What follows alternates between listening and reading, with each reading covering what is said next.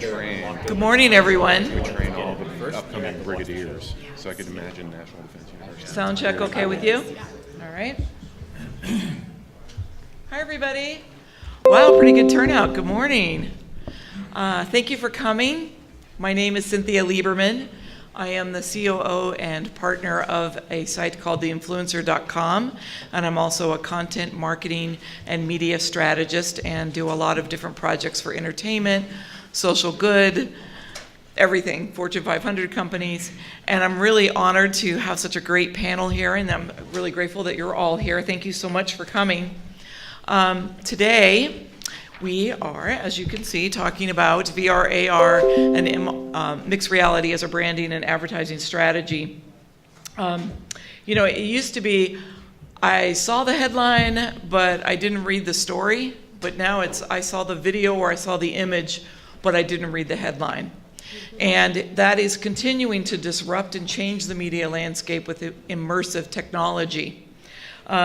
So today's panel of experts are here to lead us kind of down the pathway of what's now and what's next in this arena. How many people here are content creators? Almost the whole room. Wow. So you're looking for discoverability, how to make money, what's out there, where can you insert your ideas, solve problems, right? How many here are distributors? Okay, so mostly content creators. That's good for the panel to know when they're addressing. So each one's going to actually, rather than going down and having them each tell you who they are, we kind of have sort of a sequence here of events. And we're going to start with a, let me just make sure that there we go. We're going to start with a little video from Hourglass Technologies. Well, first, as you can see, we have evolved. And it's continuing to grow into artificial intelligence. And what is that about? So these are our panelists, and I'm going to start with Demetrio. Down at the she end. did it the other way at the end. Oh, she went that way. Okay. Yeah, they went the other way. So I'm just going to show the video, and then I'll let you talk about your business. Sure. Hopefully. Yes. Sound. It had sound. Sound?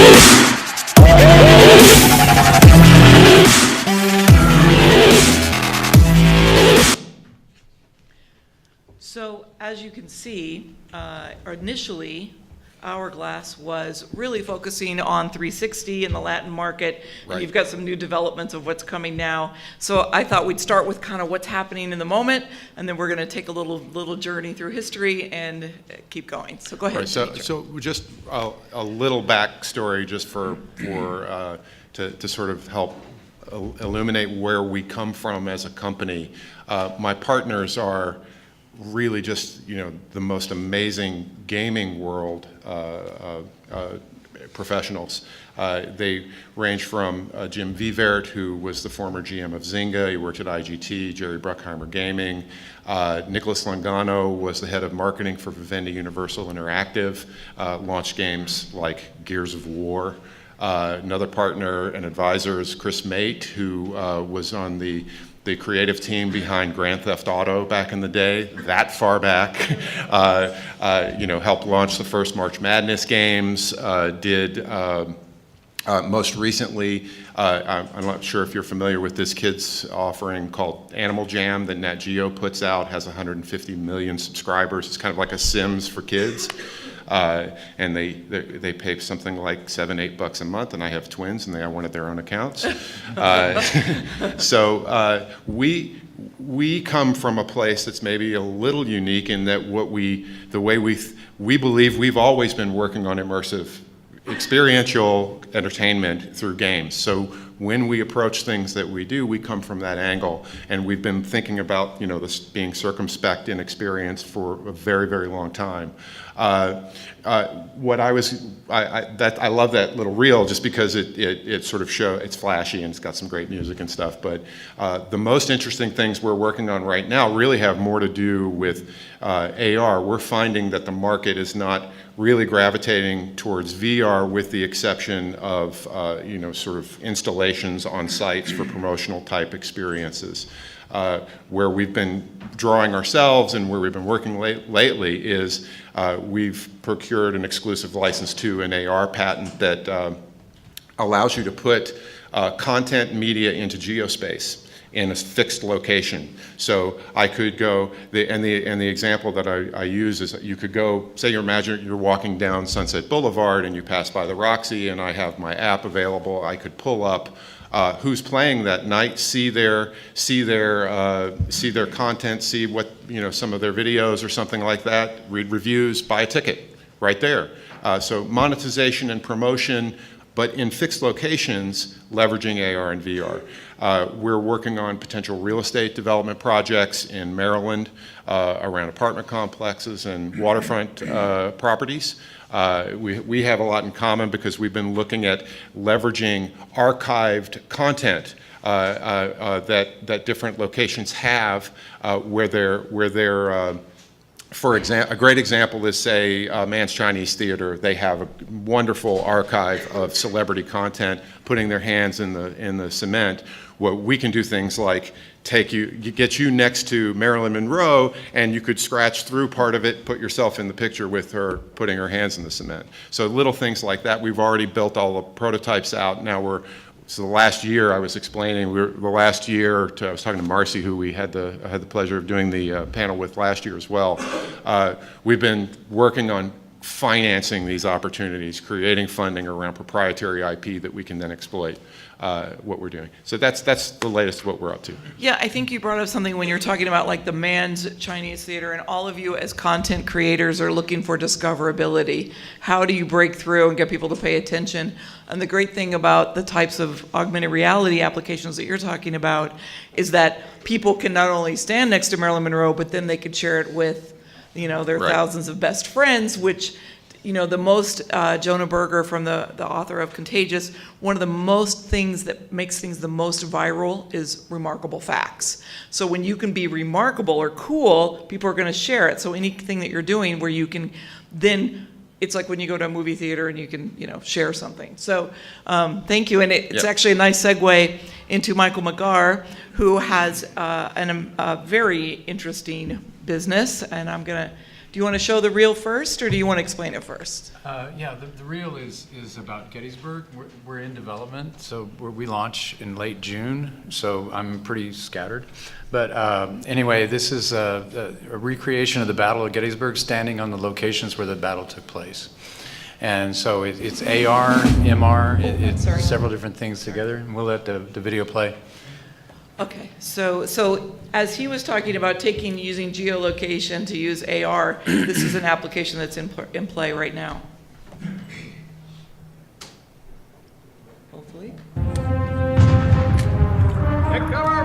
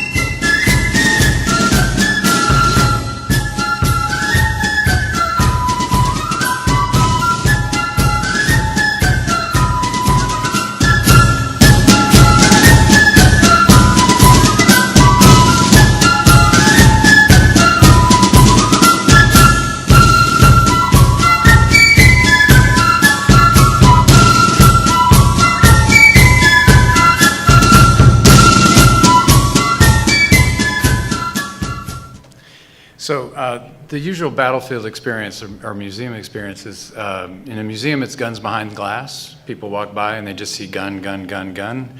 And on a battlefield, it's grass, and you stand and look at the grass. And working with the Park Service at Gettysburg, they say, we see all these kids coming through with cell phones, but they're just texting each other that they're bored. And so wouldn't it be nice if we could have the kids use their cell phone and find out something about what the thing that they're doing and actually become engaged in it. And part of what we want to do too is to be able to have people understand from a human perspective what happened in this battle. So we put people into the position where somebody was when the battle happened, and you see what happened to that person in the battle. And so we have also gamified it so that kids will want to play with it. And we have an artifact hunt out on the battlefield. And you go out and you find these artifacts. So those artifacts are related directly to what happened in that part of the battle. But then that artifact is also in the museum. And so then the kid gets points for finding it on the battlefield, and then when they go in the museum, they get points again for finding the museum, and then they can cash in those points for different purchases and those types of things. One of the issues that the battlefield and the museum have is that they get something like 7.5 million people a year on the battlefield, and only about 1.2 million a year inside the museum. And they don't make money on the battlefield, they make money inside the museum. And so by creating this artifact hunt out on the battlefield, then the kids are more incented to go inside and see those artifacts inside the museum. And so we're hoping that that draws more of them in there. All this has yet to be proved out because we don't launch until the end of June, but we've had great support from the National Park Service, and we're working with the foundation to get even better support in that. Parts of this that make it challenging is that when you do history, it has to be accurate. It has to be incredibly accurate. One of the scenes that we were working on, there was a scene where they're charging out across the battlefield and there's no trees in the distance. And I look at the animations and the animators put in trees, and I go, well, there was no trees there. And he said, well, it looks so much better with trees. And I said, it would look better if a helicopter came in, but they didn't have that either. So we have to take the trees out. And they're all depressed. They're going, God, it looked great with trees. I can't. So, well, you know, that's the trouble with history. And so anyway, we started out, the first thing we did was the Battle of the Alamo. And that started when I was working with a woman who later became a business partner. And she asked me, I had done an Alamo back in 94, 95 on CD-ROM for a 486-66 computer with 4 entire megs of RAM. And we had Dan Rather, Sissy Spacek, and all these famous Texans did narrations for this story. And so she asked me if I was to do that again, how would I do it? And I said, well, Pokemon just came out. Everybody kind of understood Pokemon at the moment. Wouldn't it be neat to stand next to Davy Crockett and watch him defend the fort in the battle? And she said, well, you've got to do it. And I said, no, it's too hard. It costs too much money. And it nearly killed me 20 years ago when I did the original Alamo. So I don't want to do it. And she said, oh, you're going to do it. And so she helped raise the money, and then we actually did the Alamo. And so now the next one was Gettysburg. The Alamo is 6.5 acres. Roughly about 600 people got killed in that whole battle. Gettysburg is 7,000 acres, and on the first hour of the first day, 2,000 people got killed. So the scale is immensely different. But it's been really exciting doing it, and we're hoping to do all the rest of the Civil War battlefields and then other things like D-Day and stuff like that as we move forward. You know, you brought up a couple of interesting things, and one is brand trust. I mean, any of it, no matter what you're doing, whether it's from back in the day or, trust me, you know, all the marbles and they look, you know, and if you've seen the Game of Thrones Starbucks cup that was in the scene, I mean, they will pick it apart and it will kill you and kill the value in the brand equity and the brand trust. So especially if you're doing something like with the Groms that people are such fans, or when you deal with fandom, especially anything you do, brand trust is very important. And by the way, what is a CD? What's a CD?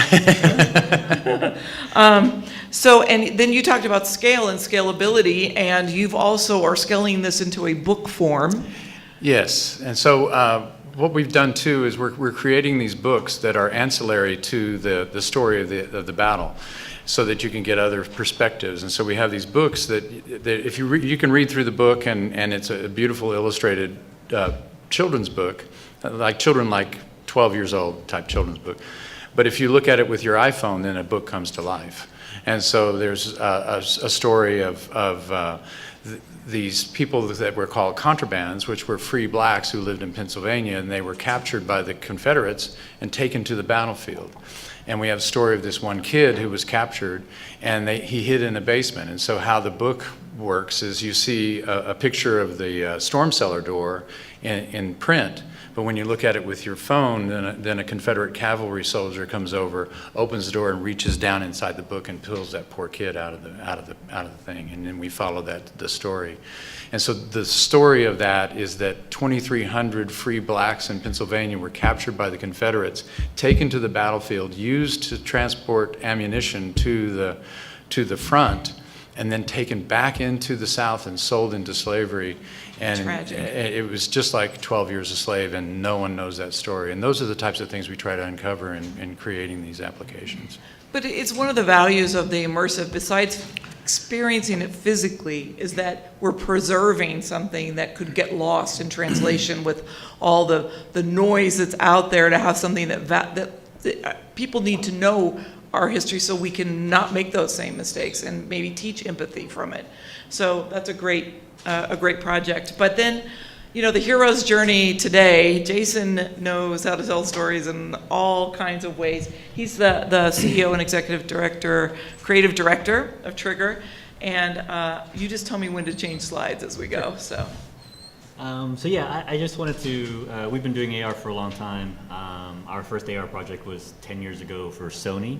I wanted to show a couple of projects that kind of push the edge of what can be done. I know when people think about AR now, maybe the first thing you think about is, you know, kind of social lenses, snap kind of stuff, or on the entertainment side, we do a lot of things with, you could place a character, take photos with them, see animation, that kind of thing. But I wanted to show other business cases for AR, because I think when we think about AR as a business to get into, these are kind of the edges, you know, where else you can explore besides just pure storytelling. So, By the way, how many here are AR producers, content creators? And how many are VR? So it's about a 50-50 crowd, so. cool. So yeah, we have 150,000 plus hours of dev experience in XR so far. I think one of the key learnings from this is that a lot of our success comes from having deep technical relationships along the way. As this industry is changing so fast, that's critically important, because if you are playing with tech after it comes out publicly, you are probably 6 months or a year behind everyone else that's been playing with it early. So next. So this is Web AR for Spider-Man. Actually, it's Into the Spider-Verse. Just want to bring this up because this is a big change in AR. Before, everything was app-based, and then it moved to kind of app-based but through social networks, so working off of Snap, Instagram, Facebook, and now we're moving on to Web AR. So Web AR allows you to do AR off the browser itself, so you're just distributing a URL, so that can be off of a social feed, or you could be putting out QR codes, but this is the broadest way and easiest way, least amount of friction for a user to get into AR. They can just go straight to their browser, go to a URL, and then see, activate the camera through the URL and see AR from there. Next. This is for Warner Bros. This is a PVH brand. So this is through Facebook. It had 400,000 AR activations over 2 or 3 weekends, distributed at Kohl's. This is just a showcase of, normally, if we did this as a movie, you know, Facebook campaign, and we had a famous character, we may not get as high numbers of that. Sometimes we get way higher numbers, but this shows AR can be really functional and utilitarian. This was just added display, point of sale. All it was doing was communicating extra information in AR about a product. It was a bra with some special gel technology in it, and it had quite a lot of success. And I think it's important because users aren't activating it for a gimmick. They're not trying to do something fun. They're trying to do something useful and informational. So next. This is Royal Caribbean. It's an AR tour of their flagship. So this is a good example of bringing in multiple technology to make something work. There's beacons throughout the ship that as you walk through the ship, it would tell the app what to play at the right time. So there was 360 audio as you walk through as a tour, but then more impressively, there was also this volumetric capture.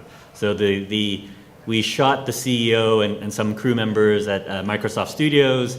So now when you're walking through the ship, they actually appear in AR at the right place. So the CEO can come, in the lobby and explain how the light fixtures were made and the chandelier and all that sort of stuff. So there's a lot of complexity in making this work in the middle of the ocean and on a moving boat. But all these technologies have to come together in order to make that experience work for the consumer. And the consumer has no idea that it's tying into, sensors and GPS and blah, blah, blah, blah. But it shows how many layers, how many things you have to connect to make something work in this day and age. So Pretty amazing. this is for NHL. This was the first time we did, or there has ever been real-time data from a NHL game. So this was at CES, 2 nights, Las Vegas Knights games. This is to show, I feel like AR, if you do kind of like single-use AR, like a character comes out and animates or something like that, it's really compelling maybe one time, and then second time, it's already, no one's gonna go to the third time. So I think AR has to be dynamic, and for this, what's happening is, on the ice, the puck had a chip, and all the players had positional chips on their uniforms, and they were playing the game. There's 16 sensors around the rink, and it was tracking all the telemetry in real time. And then, as a user, you could see that rink on your tabletop and see all the players move around and get real data from all the players. But the amazing thing about that is like it's tying into sports betting is becoming legal in NHL, so that's important for that. And then also the idea of if you have this live data, you're not trying to compete with the broadcast feed, you're trying to add something like additional and supplementary on top. So again, thinking of AR as something not just pre-made, but a little bit more dynamic and real time. This is Mattel Ogmoto. It's a XR toy from Hot Wheels last Christmas. You're scanning the track. It's 3D object recognizing the track, and then there's an AR environment, and you're playing an AR game while there are physical cars going around on the track. And then your AR game actually affects the track. So if you shoot a car on the track in AR, then it actually stops, goes into the pit stop. If you actually fix the car fast in AR, then it actually leaves the pit stop faster and stuff. So that we feel is like a real mixed reality, because it's not, AR is not just a layer, it actually affects the physical, and then the physical affects the AR. But one note of warning for stuff like this is that a lot of the friction from this whole experience comes from setup, like getting Wi-Fi to work, getting multiplayer, multiple devices to get connected in a family, battery levels between people, like these things that you don't think about when you're actually creating the AR experience can really affect the success of it. So this is for the Black Eyed Peas. It's a live concert in AR. This was for their a short European tour they did last year. Basically, in concert, you can hold up your phone, see AR above the stage, and the AR is actually synced to a bass track that's running under the live performance. So it's using audio recognition to sync all the animation. But that means like everyone in the crowd is seeing the same type of animation at the same time, and it's all synced to the music. So this kind of social experience for AR. Is that shareable?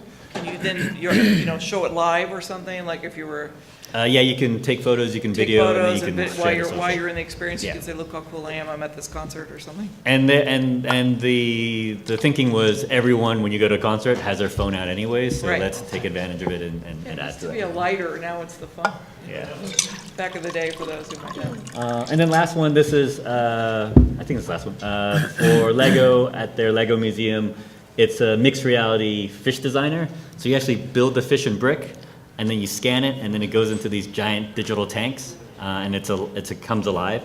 But average playtime is 30 to 40 minutes. It's the highest performing digital experience in the museum itself. But one thing we're trying to show here is that we did a bunch of prototypes where you could do many things with the fish after you built it. And what we found was what tested the best with the kids was just keeping it simple. Focusing them on what they want to do, which is build in bricks. And then once they release it, it's just like a real fish. You just watch it in the tank. You don't go and play with it on devices and stuff. And you want to give them some imagination. I mean, you're at a museum. You want them to use their brain too, and not just do it for them. So, is that the last slide? Yeah, I think so. You know, it's really a couple of points. If you notice, there was film, sports, retail, travel, gaming, museums. These are different ways. But the interesting thing is that really to make it a long tail activation, it's a journey, not a sprint. And also really understanding what the end user's experience is, and being able to understand that kids don't, you need them they just need to know how to make it so they don't get distracted by the tech, and it makes it very simple, ease of use for anyone. And like with Mattel, the problem was the consumer, we're starting to get more used to, we're getting better at what we're doing as households become smarter and businesses become smarter, and that's where Nicole fits in, because Nicole is from Magid Research, and she is an analyst, and she's going to talk to you about the consumer point of view and the qualitative data when it comes to AR, VR, and mixed reality. Oh wait, did we miss one? What about the evaluation tool? Sorry. So this is just an example of something. It's actually co-developed with Honda, but it's a AR design tool that replaces the clay model, which takes 8 weeks and tens of thousands of dollars. Now we can do this in 1 day for Honda. But it just shows, again, AR instead of a entertainment piece of media, to do it as something functional as a tool. As an industrial business-to-business type tool. Mm-hmm. Okay, Miss Nicole, because I don't know how to say your last name. No worries, Mian. Thank you, Cynthia. So as Jason was saying, the consumer experience when it comes to all of this immersive technology is so important. And so what I do with my job is I bring consumers into facilities, and we actually show them experiences and get their opinions on them. So with this research study that I'm going to take you through, I'm going to explain where is current consumer perception in regards to AR and VR. And for all of you content creators, how do you decide the kind of experience that you should be creating for the brand that you're partnering with or the brand that you're working for? There's a lot of different options out there when it comes to how to market a show, how to market a movie, how to market a game. You can partner with influencers, you can create just a standard trailer, or you can go the immersive tech route.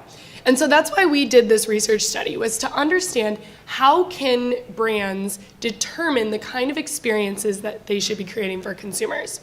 These are just a few bullets explaining the research that we did. So like I said, we did focus groups for this research in LA and New York. We spoke to a mixture of men and women 18 to 45. All must have had VR and AR experience in the past. And so we gave them a homework assignment. We asked the participants to download a couple of different AR apps. You'll see the AR apps listed on the right-hand side. So some of them were, the Rampage movie, they had an AR app. Forensic Detective, for Oxygen, they had an AR app. And then some of the VR content that we exposed them to was the CNN VR app. The singing competition show had a VR experience. So those are just some of the examples of content that we exposed consumers to. And then we had them come into a facility and we talked to them about what they thought of these experiences. So you can go to the next slide. So one of the most interesting things that came out of this research was this decision tree that we made, explaining how do these brands determine whether AR is best, VR is best, or just regular ancillary content like those movie trailers and partnering with influencers, whether those are the best route to marketing their brands. And so we came up with this decision tree. The first question that these brands or content creators should be asking is, what's the goal of the business? Is the goal to expand reach, so reach a lot of people and cast a wide net? Then maybe they should go with regular content.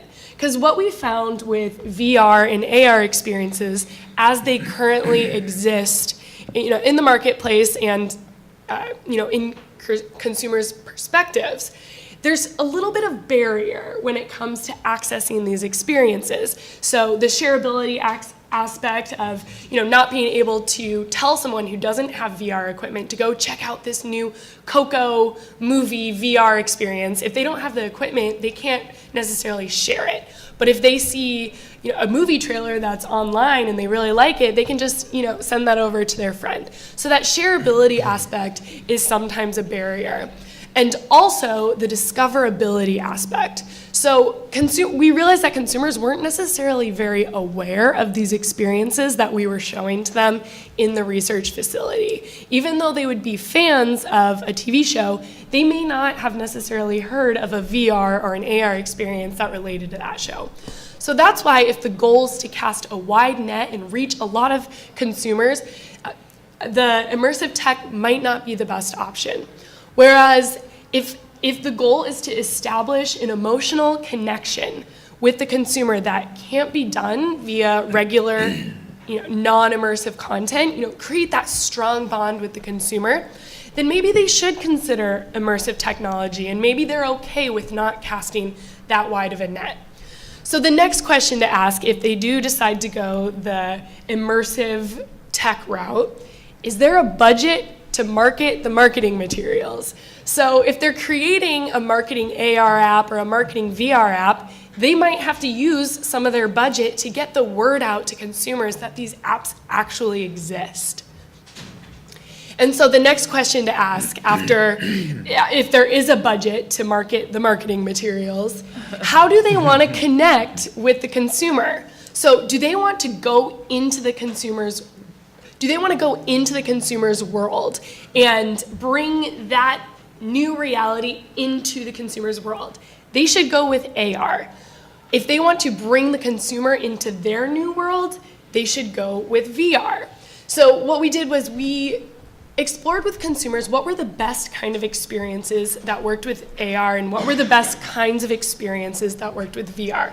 And over again, consumers' perceptions were so much more positive of an experience if it made sense. So if it felt authentic to the brand. So if a brand is doing an AR experience and it feels like it's just forced, like they're just doing AR to be buzzworthy, then consumers weren't as impressed. But if the AR app felt like it had a purpose and was using the new technology to its strengths, then consumers really gave the brand credit for that. So I can give you an example of an AR app that really just used the positive strengths of the technology to reach the consumer. So the Oxygen came out with an app. So with their brand positioning, they wanted to move more into a true crime realm. So they came out with an AR app that allowed the consumer to be an investigator. So they're using their phones to solve a crime. They have their phones in front of them, they turn it around, they see a dead body in their living room, and they're working and moving around to solve this crime. And think about it, what are you doing when you're watching a true crime TV show or a true crime movie? You're trying to solve the crime with the storyteller. So this was a very clear and very well done extension of the source material. The technology fit the material and the purpose.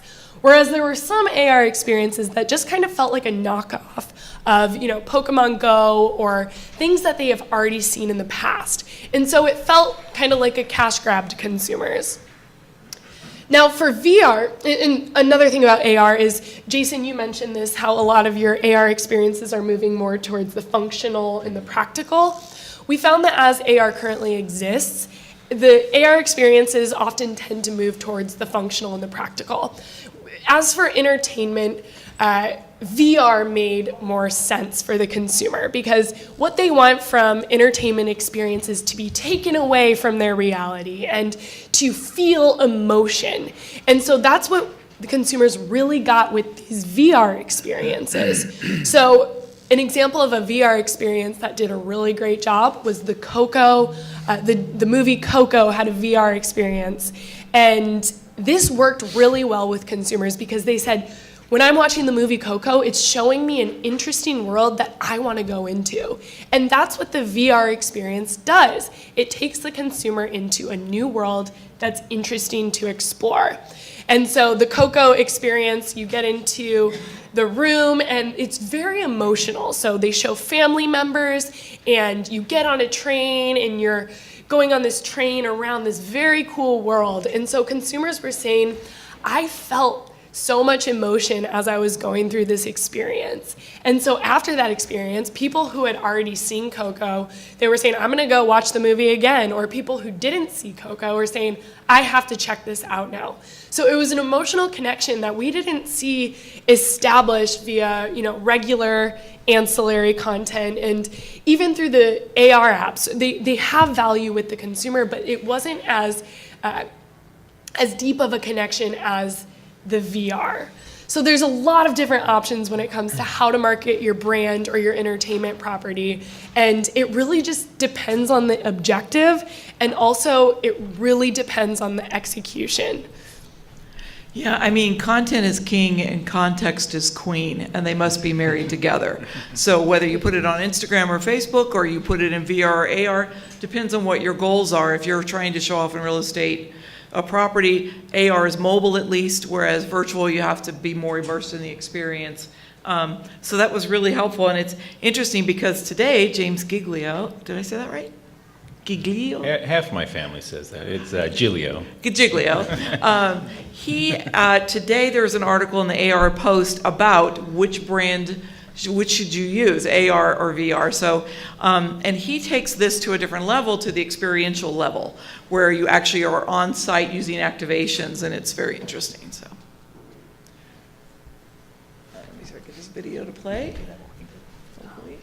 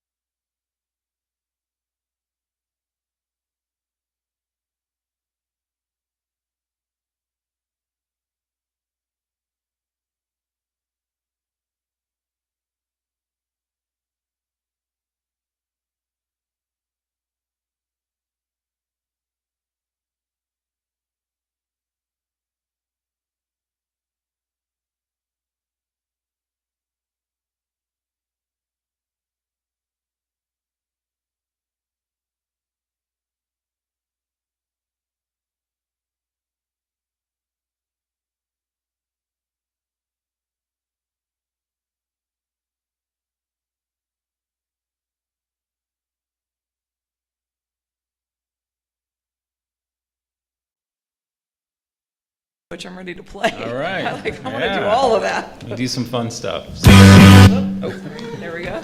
Play it again. Well, Cynthia, thank you for that introduction. Thanks for having me. I'm honored to be here on this panel with such an esteemed body of content producers and professionals. And so MVP Interactive, we are a consumer engagement technology company, so we really look to enhance brand experiences through experiential technology.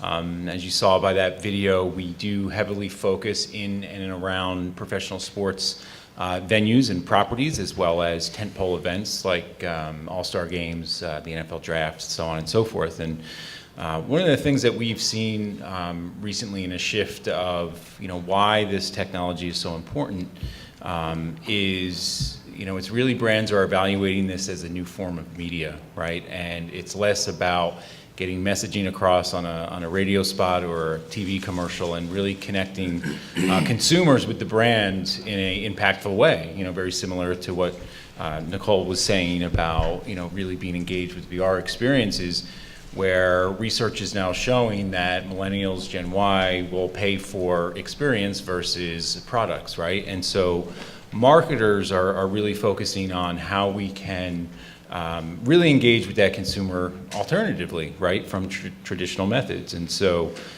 professional sports really allows for a perfect opportunity for these engagements to not only help enhance that game day experience and justify a very expensive ticket to attend. And so properties are now focusing on a real holistic experience, almost the way Disney would evaluate what your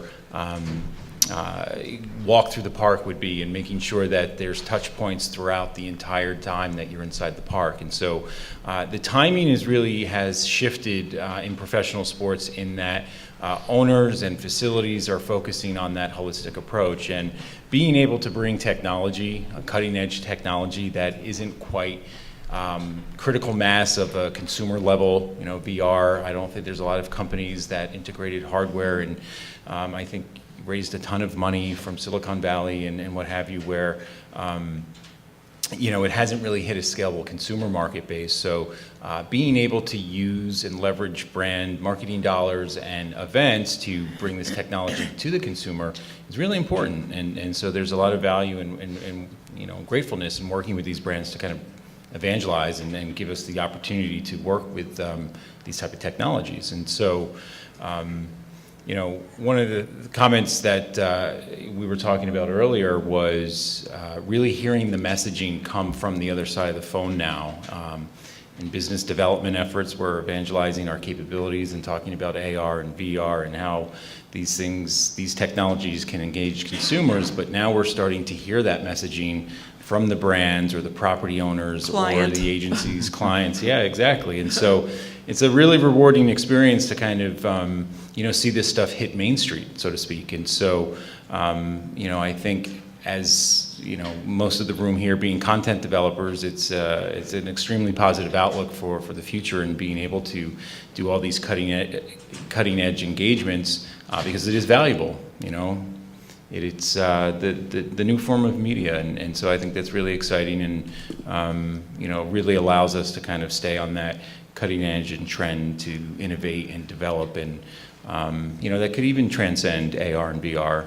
And it's funny because 6 years ago when we started the company, VR wasn't really quite a capability, but putting our talent to work and really keeping pace had allowed us to really become leaders in the space in some degree.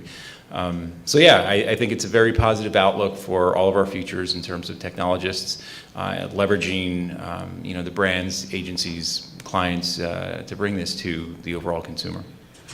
Yeah, I can't wait for you to hear about Marcy, because she brings the next really to the world of, it's so easy with AR, not easy, but 6 years ago it seems, 8 years ago you didn't say you left your house without your phone. You know what I mean? Like now you're like, what do you mean you don't have Wi-Fi when you go anywhere? But you were talking about the fact that it's easier to understand, more immediate AR makes sense in that VR has not so much taken hold yet in the mainstream market. And it takes 6 months minimum now. It took years 6 years ago, but now it takes like 6 months minimum. But when it comes to VR in retail, that is a growth business that is not going away. It's not dead. In fact, it's quite vibrant, and Hotbit VR Miss Marcy Boyle here is here to tell you about the VR retail experience. How many people have retail type products that you're trying to develop, not just mobile? And how about VR? Okay, good. Thank you. Hi. My company is a new platform. We have not yet launched for experiential retail, a new way to shop that's very native to virtual reality. And what we're doing is sort of taking the best of what's working in brick and mortar and experiential marketing and putting it in digital space. Brick and mortar shopping is in big trouble. Probably many of you have heard about the retail apocalypse. Over 9,000 million square feet of brick and mortar retail has shuttered in the last 10 years. Another 6,200 stores have announced closures. Pretty soon, it just won't make financial sense to use brick and mortar real estate as a showroom for products. There's one growth sector in retail, and that's experiential marketing, what James and Nicole have been talking about, which is those kind of branded shopping experiences or product launches in big cities usually.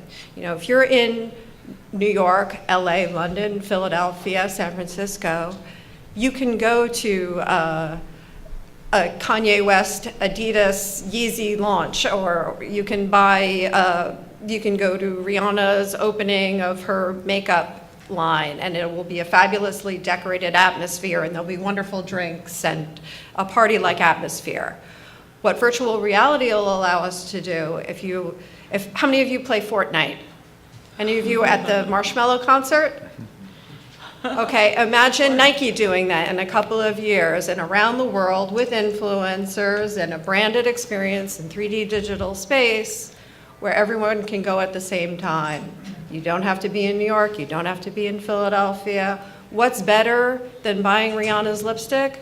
Buying it in the room with Rihanna during a performance or right after. You know, with VR, we can create those kind of branded shopping experiences as a complete brand safe environment with digital activations.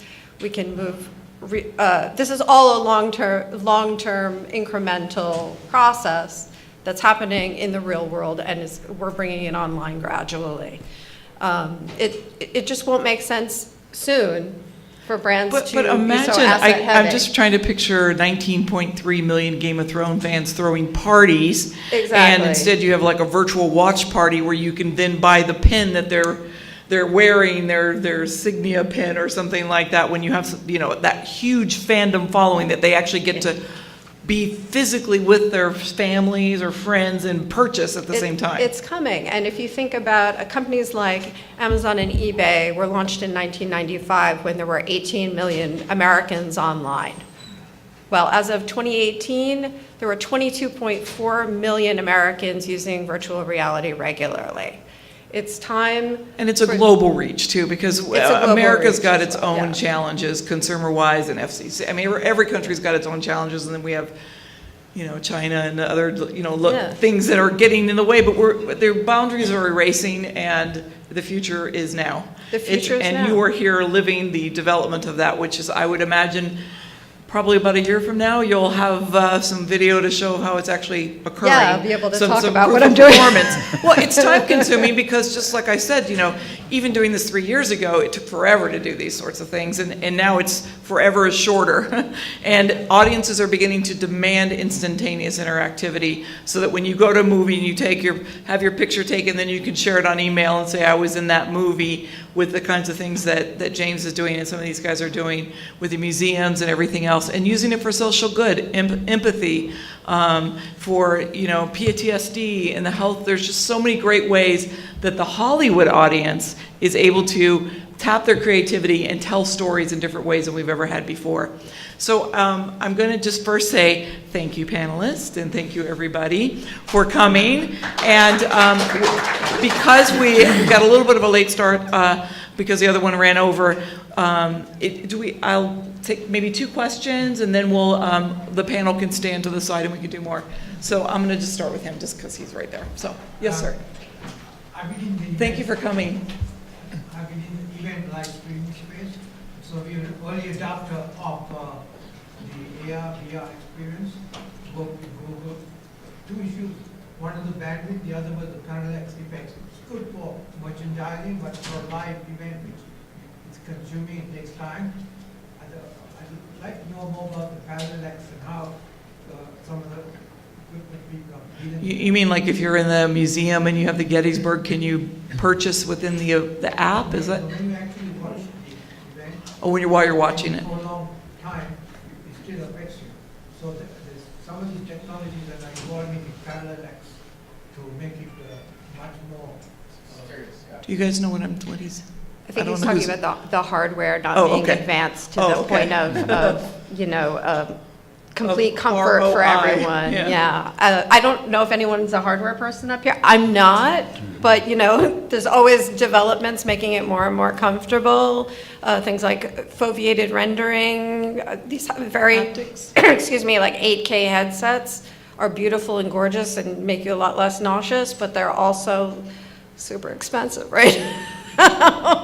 So, I think, people get their sea legs differently in VR. It's never made me sick, but I watched the Murnau Nosferatu, and when it's an old black and white movie, and when they're on a boat, getting a little queasy, and that's flat, 35 millimeter film. So it's, Well, hold on, is that related to this, or, because I have one more question and she had her I have hand. a question. Oh, So I just recently went to a virtual conference for small businesses, and I was stoked because, you go to the main room, and then you go to these different, seminars or whatever. But I'm a producer, and I'm looking to expand in VR and AR. And I see going inside a beauty supply store or a beauty salon and learning about hair or, just an educational basis. So coming from a shoestring budget, is this feasible, to get involved in this, or is it big bucks to work with, do what you guys are doing? Just curious. Well, that sounds more of a development question, just in terms of the practicality. We've followed a nearshore path in terms of working with developers that we have very close relationships. Offshore, it gets the cost down a little bit, and you can development is development, and as long as there's an AR kit or some kind of capability to do something, you can get your production costs down so that it's practical and not that different from other types of software development. but you know what, we're just gonna stop here and then you can ask the panel, but I wanted to say, afterwards, that you mentioned that, for example, Philadelphia, was it you? Who was it that was saying Drexel is doing the gaming? Yeah. So people are getting better trained, so the workforce is becoming more available, and the more people who know how to do it, the more the cost comes down, supply, demand, like graphic designers, 15 years ago compared to today or whatever. So as people continue to get more immersed in learning how to do it, we're growing this new culture, I think that'll help with some of the cost for the development people. So sometimes looking at universities and seeing what's happening is a way to find some talent that you can grow with. So that's just another Well, option. VR, for example, the skill that a lot of people are using for VR is Unity. Unity is the same product that we use for gaming and for animation. Like you go see full animated features done in Unity now. and you can So- learn Unity free online, Yep. and Unity's free. Okay, so Yeah. I know. If you- I tell you unless what, you I make a have certain to- amount, and then you're not worried about You can it. come up and ask.